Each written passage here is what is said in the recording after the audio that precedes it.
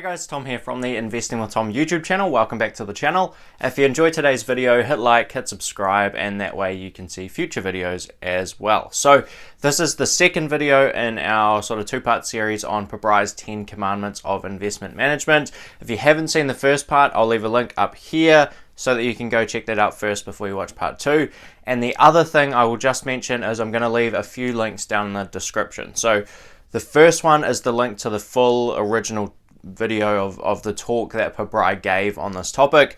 The second is an article on the topic if you don't want to watch the full 2-hour video. And I'm also going to leave 2 other links. So the first one is a podcast actually that Mohnish Pabrai recently did just yesterday. And the second one is an interview that Pabrai just did on the Indian version of CNBC. So Mohnish Pabrai has been very active in the media lately, so would definitely recommend going and checking out all of those things. So that's a bit of background. The other thing is that today is 13F Day, so all of the most recent filings from our favorite investors in the States have just come out. So the next video on this channel, expect that to be about 13Fs and who's buying and selling what. So with all that said, let's get straight into the video. This is going to be covering Commandments 6 through 10. So commandment number 6 is that thou will always have a rope to climb out of the deepest well. And this investing commandment from Mohnish Pabrai is basically all about getting through the hard times in investing. So he has had an experience in 2008 where his fund was down much more than the market. It was down somewhere in the 60 to 70% range from its peak, which is a massive hit to the portfolio. He had one company go to zero, and he had one company get very close to going to zero. So he was down massively, and he tells the story of his dad, actually, who's sort of a serial entrepreneur, had been bankrupt actually a number of times, and all that said was a very rational human being.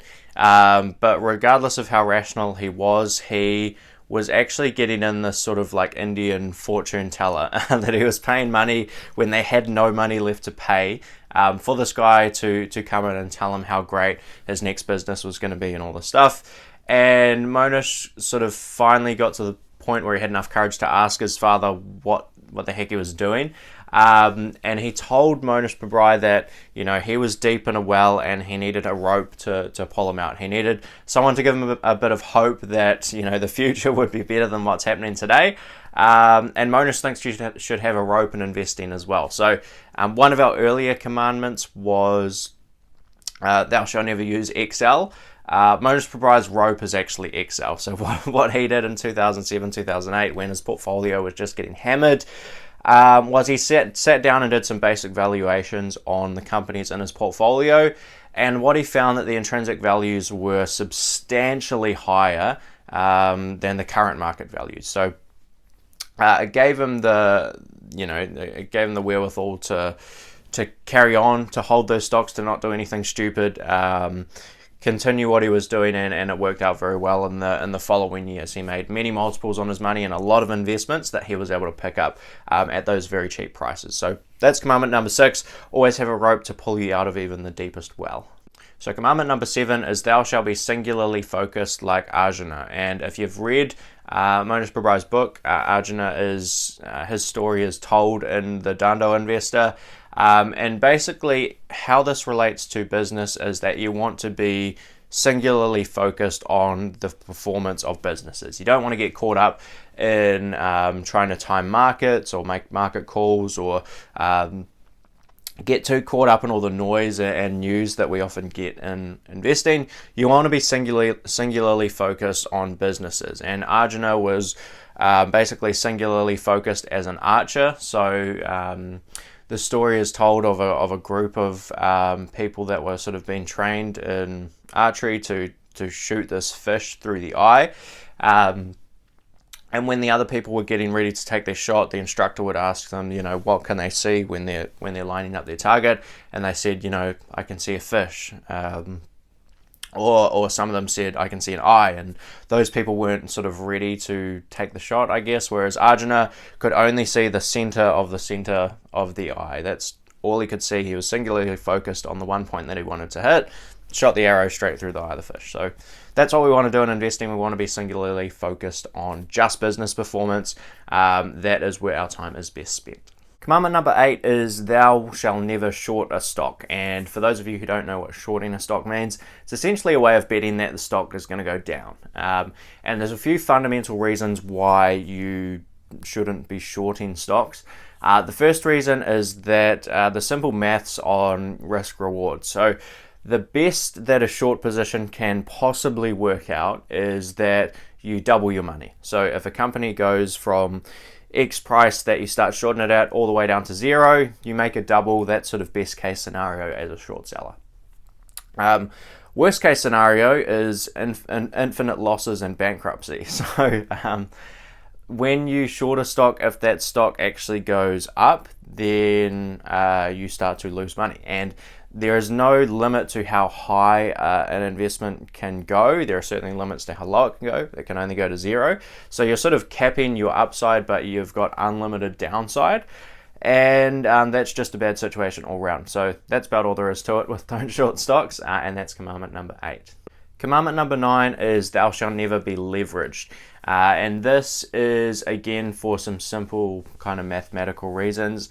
And also some fundamental reasons. So if you're someone that is investing for a very long period of time and you're consistently putting away more money or spending less money than you earn, continually saving money and putting that money to work through investments, really regardless of what sort of rate of return you make, you're probably going to do pretty well.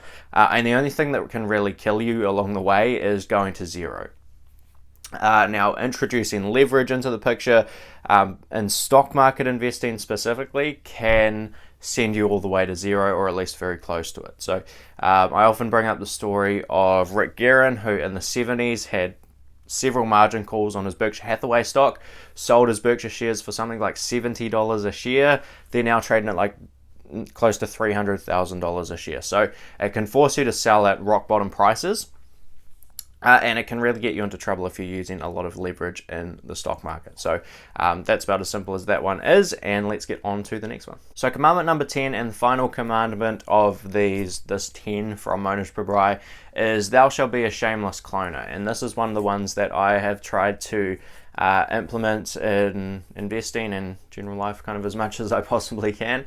And it means to clone a few different things. So specifically with this example, we're talking about cloning investment ideas. So one of the great things that we get access to as investors in the stock market, particularly in the US, is we get access to 13 Fs, like I mentioned, just came out at the start of the video, and those 13 Fs tell us what the best investors in the world own.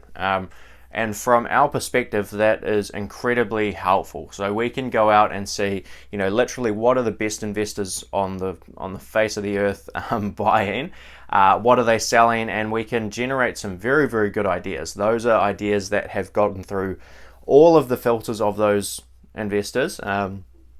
If we see one new stock in Warren Buffett's portfolio, for example, there's probably hundreds that he's thrown out before he got to that one stock that he actually put some money to work with. So we've essentially got Buffett as kind of our unpaid analyst to help us do all that upfront work. And if we're picking from a select pool of investments that have already gone through the filters of great investors and they've committed their some real money to it, that is a great leg up, a great head start for us to get some really good ideas in our own portfolios as well. So that's the first thing. Be a shameless cloner in terms of your investment ideas. The other thing is to be a shameless cloner in terms of business, and don't be afraid to clone people. So Pabrai brings up the story when he talks about cloning of these 2 gas stations. So when you're a gas station, you're essentially selling a commodity, and for the most part, the people that drive into your service station, into your gas station, are only really going there because you have cheaper prices than your competitor. And if you don't have cheaper prices than your competitor, it's very hard to have a sticky customer base that isn't just going to go across the road to the cheaper gas station. So he brings up this example of 2 gas stations that are charging the exact same price or near enough the exact same price, One of them is basically like a self-service kind of setup. You go in, you fill your car up yourself, and that's all you do, essentially. At the other one, the gas station owner comes out, washes your windscreen, checks your oil, checks your radiator has got coolant in it and all this stuff, checks your tire pressure, whatever. A little bit extra that he doesn't really have to do to get business from you. But it does make those customers a little bit more sticky, and there's really no downside to him doing that. So he does it, and what that does is it actually does make the customer base a little bit more sticky, even though he's charging near enough the exact same price as the person across the road. It's because he's offering more value to those customers at the same price, and it's making those customers more sticky. And the guy across the road that has seen his business evaporate and go across to this guy that's offering all this extra service basically has the mindset that, I'm not getting paid to do all that stuff. There's no point in doing it. All it does is increase my expenses and take up more of my time. So there's no point doing it. And over time, he just sees his business kind of slowly evaporate. And what you'll notice is that, this guy has got the solution to bringing his business back, staring him in the face over the road, but he's too proud to clone it. And I think we have to, take note of that and realize that we should be shameless cloners, because it's going to be extremely helpful for us in business. So that's one of the best lessons that I think Pabrai has ever given us personally. So I utilize that one as much as I possibly can. It's very, very helpful. It is our final commandment. So hope you enjoyed the video. If you did, please hit like, hit subscribe. You can watch some older videos over there. Hit subscribe over there, and I will see you in the next one. Cheers.